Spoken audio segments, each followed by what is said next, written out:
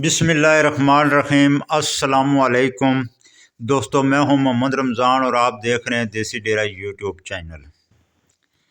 दोस्तों, एक सिलसिला शुरू किया है जिसमें आम आदमी को एक नया फार्मर है जो जिसने अभी तक कोई किसी किस्म का जो है ना वो बकरी का सौदा नहीं किया है, वो अगर फार्मिंग शुरू करना चाहता है या वो एक दो जानवर अपनी घर की ज़रूरत के लिए ख़रीदना चाहता है या उसके पास जानवर पहले से मौजूद है वो सेल करना चाहता है, तो उसका तरीक़ाकार मैं बताने के लिए ये एक छोटी सी काविश की है कि ताकि नए बंदों को जो है ना वो इस चीज़ का बखूबी इल्म हो सके कि मंडियों के क्या हालात होते हैं और किस तरह जो है ना वो जानवर सेल या परचेज़ किया जाता है, उसका रेट कैसे बनाया जाता है। लेकिन ये काम शुरू तो मैंने किया है, लेकिन मुझे बहुत तनकीद का निशाना बनना पड़ रहा है। काफ़ी लोग हैं जिनको अभी थोड़ी थोड़ी जो है ना वो हरकत होनी शुरू हो गई है, उल्टे सीधे कमेंट्स करने उन्होंने शुरू कर दिए। उन सब को मैं ये वाज़े कर दूं कि मैं किसी के ख़िलाफ़ नहीं हूं, ना किसी व्यापारी के, ना किसी और सेल करने वाले कारोबारी बंदे के ख़िलाफ़ नहीं हूँ, बल्कि मैं सब के साथ हूँ। लेकिन मेरा मकसद हरगिज़ किसी के ख़िलाफ़ बात करना नहीं होता है।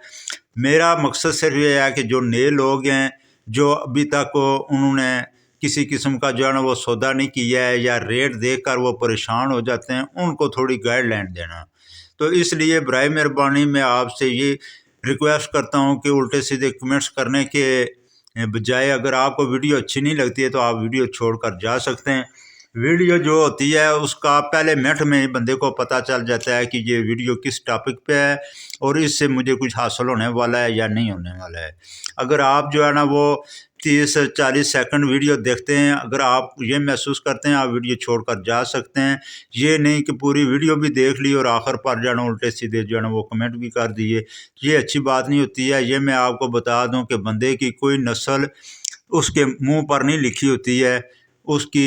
बातचीत जो होती है, उसकी गुफ्तगू होती है, वो उस चीज़ की अक्कासी करती है कि बंदा किस नस्ल का है, किस सोच का है। तो इसलिए बराए मेहरबानी मैं मादर चाहता हूँ मुझे थोड़ा सख्त अल्फाज इस्तेमाल करने पड़े, क्योंकि मुझे दिली दुख हुआ है एक दो कमेंट्स पढ़कर, तो इसलिए जो है ना मैंने ये लफ्ज़ अदा किए हैं। पिछली वीडियो का इख्तिताम हमने इस बात पर किया था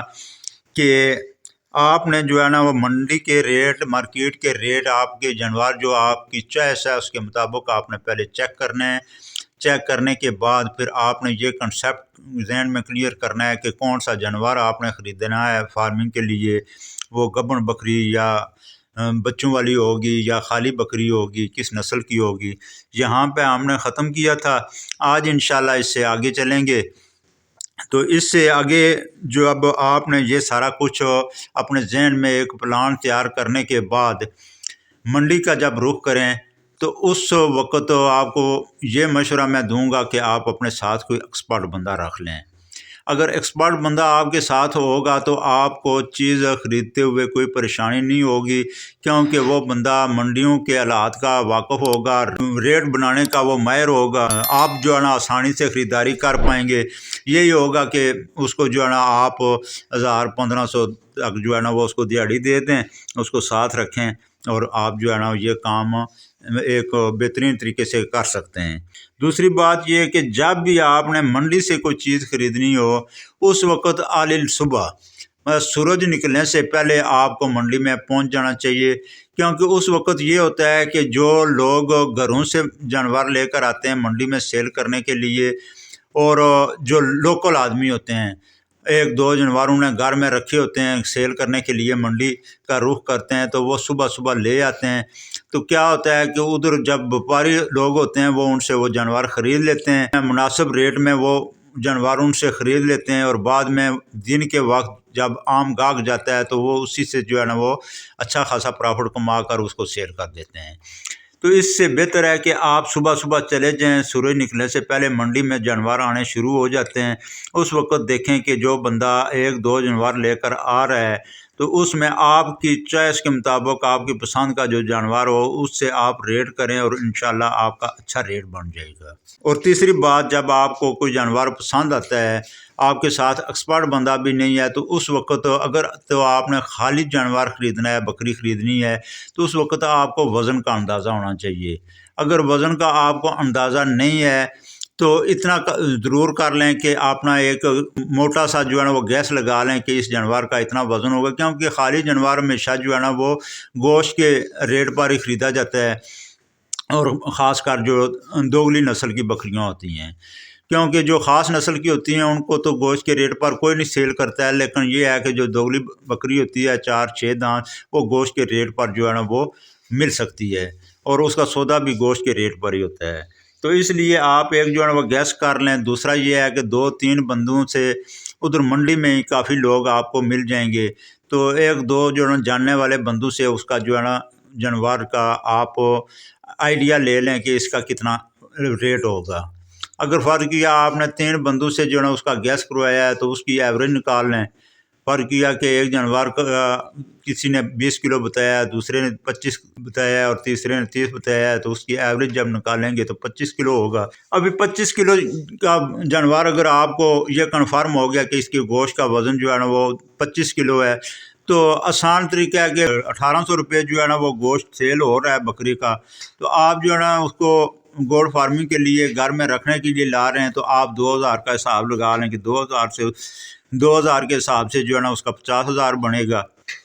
ابھی آپ کو یہ جو ہے نا ایک آئیڈیا مل گیا ہے کہ میں نے 50,000 سے اوپر اس جانور کو نہیں خریدنا ہے، انتہائی جو ہے نا اینڈ جو ہے نا میں نے 50,000 تک خریدنا ہے، اس سے کم میں کوشش کروں گا کہ اگر مجھے مل جائے تو اس کے بعد پھر آپ اس جانور کو چیک کریں تسلی سے۔ چیک کرنے کے بعد پھر وپاری سے اس کا ریٹ پوچھیں۔ ریٹ جب پوچھتے ہیں تو ہو سکتا ہے کہ اس جانور کا جو ہے نا وہ 80,000 مانگے آپ سے، 70,000 مانگے، 75,000 مانگے، مانگنے والے کی مرضی ہے، اس نے کتنے کا وہ خریدا ہوا ہے اور اس نے کتنے جو ہے نا اس میں سے وہ پرافٹ نکالنا چاہتا ہے۔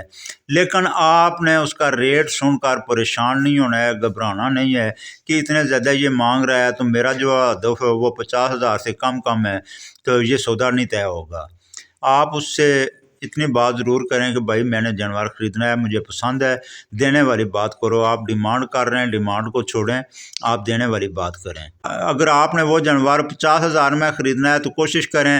38,000 37,000 سے آپ اس کا ریٹ شروع کریں، کیونکہ اگر آپ نے یک دم جو ہے نا اس کو 50,000 بتا دیں گے تو پھر وہ 50,000 کا ڈائریکٹ تو دے گا نہیں، آپ کو پھر مجبوراً اوپر چڑھنا پڑے گا۔ اس لیے جو ہے نا وہ 10-12,000 روپے آپ نے رکھ کے آپ نے کوشش کرنی ہے کہ یہ جانور جو 50,000 تک میرا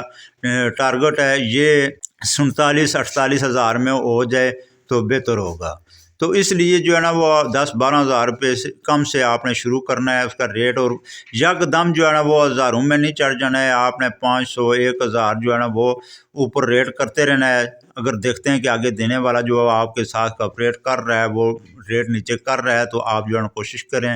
تو اگر آپ دیکھتے ہیں کہ آپ 47-48,000 تک چلے گئے ہیں تو لیکن وہ بندہ جو ہے نا وہ نیچے نہیں آ رہا ہے، تو پھر آپ کوشش کریں کہ آخری ریٹ اس کا 48,000 لگا کر اس کو چھوڑ دیں۔ ادھر منڈی میں ہوں گے، چکر لگاتے رہیں گے، اگر اس نے دینا ہوا تو وہ بندہ جو ہے نا دوبارہ آپ کے پاس آئے گا۔ لیکن یہ نہیں کہ ایک بندہ ریٹ چیز جو ہے نا 50,000 کی ہے، آپ سے وہ 80,000 روپے مانگ رہا ہے، تو آپ اس کو چھوڑ کے آ جائیں ریٹ پوچھ کر۔ وہ 80,000 اس کی ڈیمانڈ ہوتی ہے، اصل اس نے بیچنا وہ 50-52 کا ہی ہوتا ہے، لیکن یہ ہے کہ وہ مانگتا ہے اس لیے زیادہ ہے کہ گاہک بھی جو ہے نا وہ خریدنے والے بحث کرتے ہیں، دینے والا جو ہے وہ بھی جو ہے نا اس نے اپنا پروفٹ رکھنا ہوتا ہے، اس لیے وہ ڈیمانڈ تھوڑی بڑھا کر بتاتے ہیں تاکہ جو ہے نا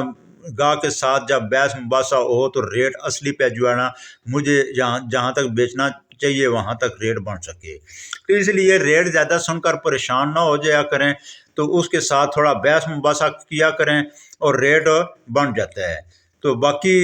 ملتے ہیں نیکسٹ ویڈیو کے ساتھ۔ امید کرتا ہوں کہ یہ ویڈیو آپ کو پسند آئی ہوگی۔ ویڈیو پسند آتی ہے تو اس کو لائک اور شیئر لازمی کریں، اور انشاءاللہ اگلی ویڈیو میں جو آپ نے جانور گھر سے جو سیل کرنا ہے، اپنے ڈیرے کا سیل کرنا ہے، اس کے متعلق جو ہے نا بات چیت کریں گے۔